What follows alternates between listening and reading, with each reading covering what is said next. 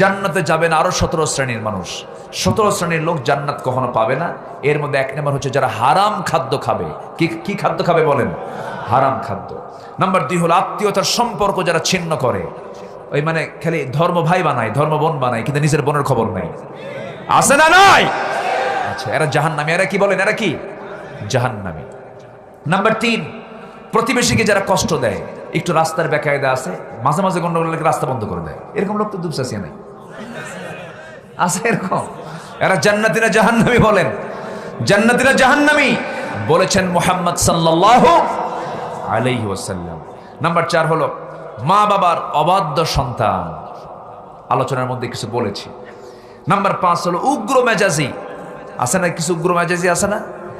মেজাজের ঠেলায় ঈমান থাকে না, লুঙ্গি খুলে ফেলে। আছে উগ্র মেজাজি? আছে না নাই? আছে। এই সমস্ত লোকগুলো জান্নাত পাবে না।